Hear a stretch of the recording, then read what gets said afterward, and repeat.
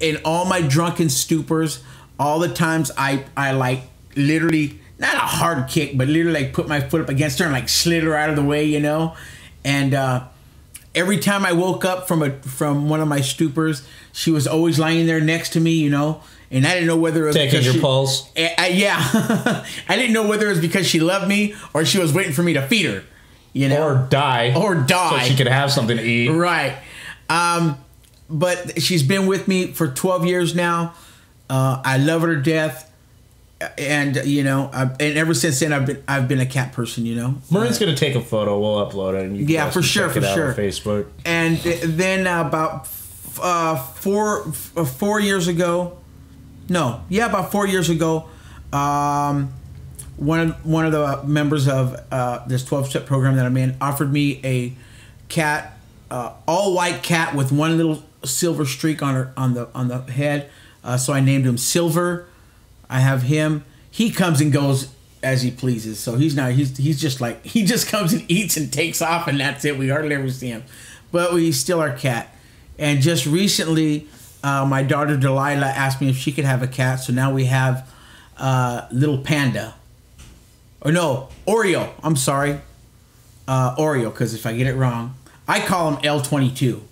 Because I call Delilah's nickname is Panda 22. I call her Panda 22 because she loves panda. She's a fanatic. Anyway, I'm rambling on.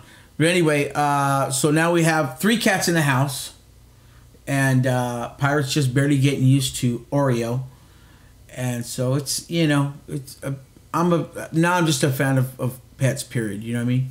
And I see I get what people see. Like some people see their pets as family members, you know what I mean, or like their own children. You see them hurt. That's how it should be. And, you know, that's really how it should be. And I never got that concept until I got my own cat. You have to mention that you have a dog, though. Right. Oh yeah, I have a cat. Can't forget that fact. Yeah. Well, it's not my dog, but it's kind of competing with the concept that dogs aren't, or animals aren't really ornaments to the yard. And right. Your dog kind of is becoming an ornament to the driveway. Well, it's not my dog per se. If I had it my way, I'd literally build a fence in that back area that we have. I know the listeners have no idea what the space is, but I literally have a half an acre in the back of my garages of the apartments, and no one really goes back there. And if it were up to me, I would just fence it off, build the wall up like another 8 feet, and I'd let him be back there and I'd let him roam. You know what I mean? And unfortunately, it's not my dog, it's not my property, so there's not really much I can do. But I try and love him as much as I can. You know what I mean? Whenever I'm out there, it's a pit bull. Hanging out. His name is Gilo. Very beautiful dog. Very cool. Whenever I'm out there hanging out, I take him off the leash, you know, and let him run around and let him get his freedom, you know what I mean? And then we're lucky enough, one of my uncle's girlfriends, Leslie, big shout out to Leslie for she actually comes over every day, and she actually takes him out for a walk. And so he gets out every day and he gets to walk and he gets to run around and stuff, you know. But for the most part, you're right. I'm sure he feels like that, like a fucking lawn ornament. I'm sure he does. But anyway.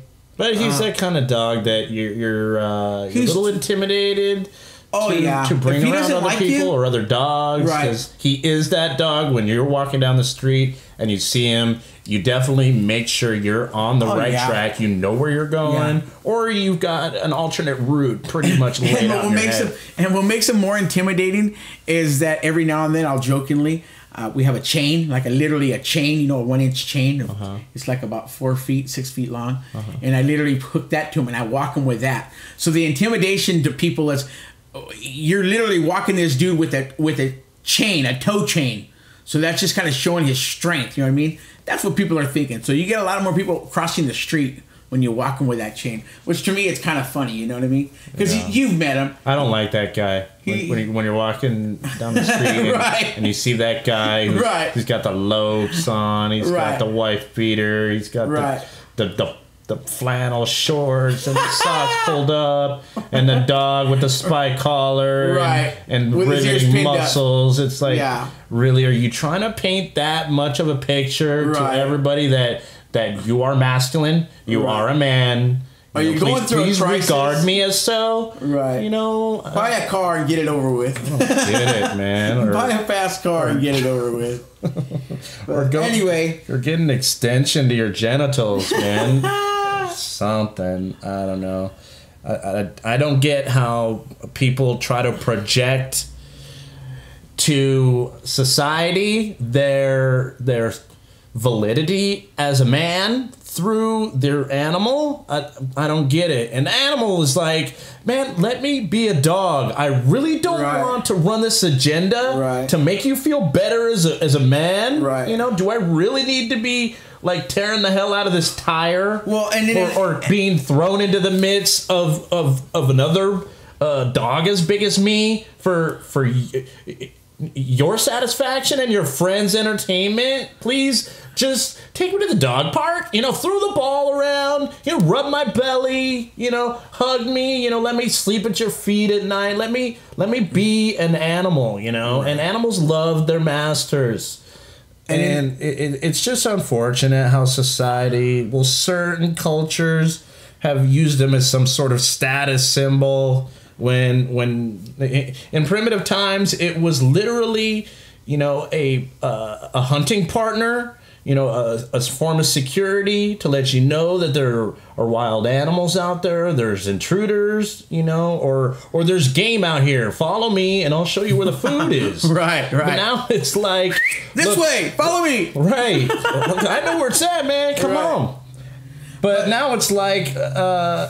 It's like I'm a tough man and I have a tough dog. Please recognize me. If I had a business card that I could just hand out and say, please respond to me like I'm scary and tough, it'd probably be eliminating a lot of the issues that come along with the culture and the stereotypes. But I don't know. I think it reflects greatly on the kind of person you are in respects to how you treat your animals. Like I said, some people use their animal as an ornament, an adornment, an accessory, so to speak. And some people look at it as an extension to their personality and their character and who they are. Don't put your fucking dog in a sweater. Yeah. Don't do that. That's why they have fur.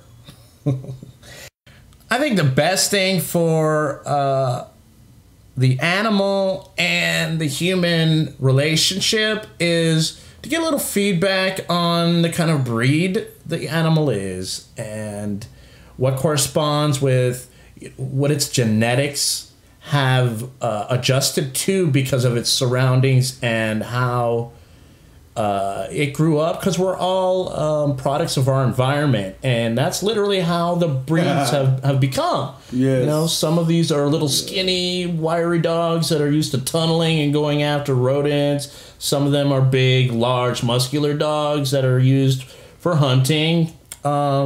Each has its own traits going along with the breed. So you get a little feedback on what its genes will respond to, and then you treat it accordingly. You throw it a ball because it likes to chase things, or you let it just involve with other dogs, like at the dog park or whatever, because it's a social animal. Or you let it swim; it's a swimming animal. There's all different kinds of traits that come along with different breeds. So. The dog that I had a lot of personality flaws, and you know, he was lovable. He was lovable, but like me, I had personality defects, and I still do. And you gotta recognize those, and then you just gotta adjust to. You got a lot of defects, man. I know, but I accept that. I can accept that. We are so broken. That's the only way to describe either one of us. We're just broken. I think we're all broken in a little bit. It's just recognizing that you got issues. We're more broken. And realize how do you fit into society. You're right. So, my dog, I would take him to the dog park. He had a proclivity to mounting other dogs, regardless of it being the opposite sex or not. So he was bisexual. I think he was asexual.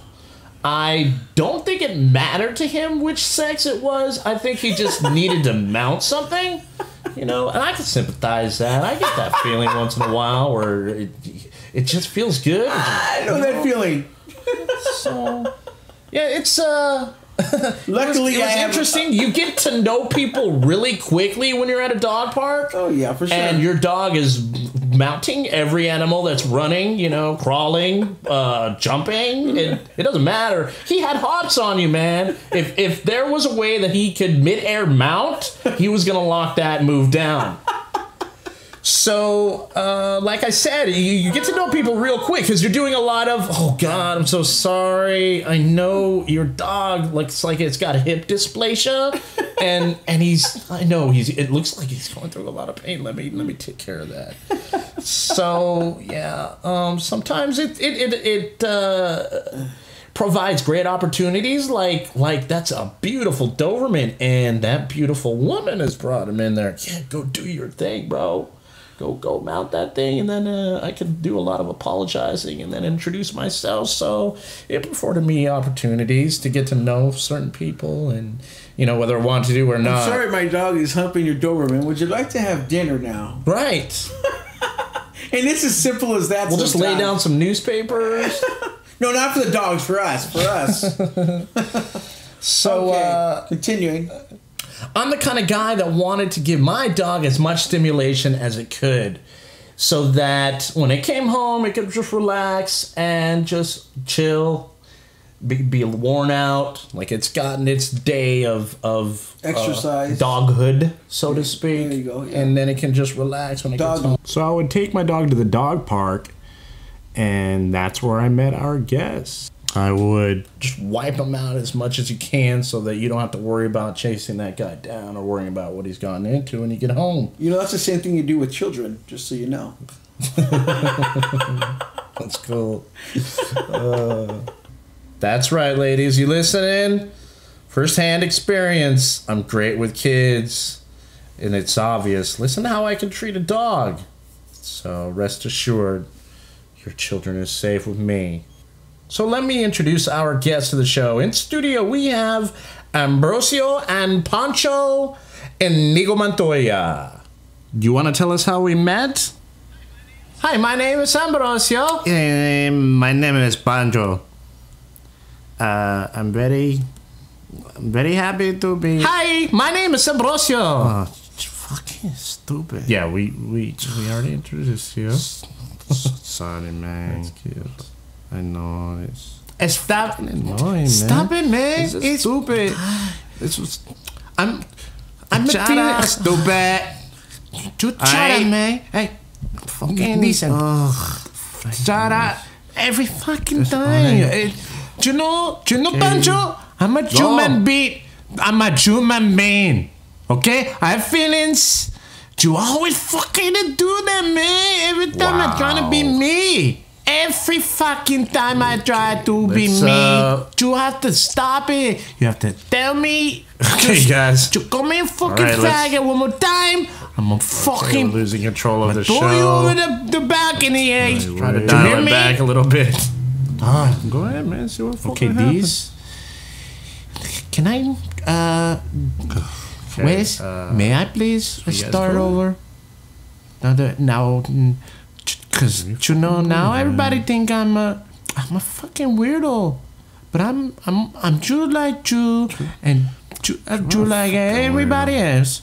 I just have a little more sensitive feelings, and I like pretty things. By all means, Ambrosio, please go ahead. And you know what? It's weird this fighting interaction going on, but I guess there might be an entertaining. I just like to say I think you're something special there. Something very special. Pancho, he's special, or Ambrosio. I feel the passion And both of them. I have very passionate personality. There's a lot of passion there. A lot of, you can tell there's a lot of history there, too. But this is one of those interviews you're either going to love it or you're going to hate it. I got a feeling you're going to like these guys. Yeah, well, let's hope so. Can you guys just keep it together?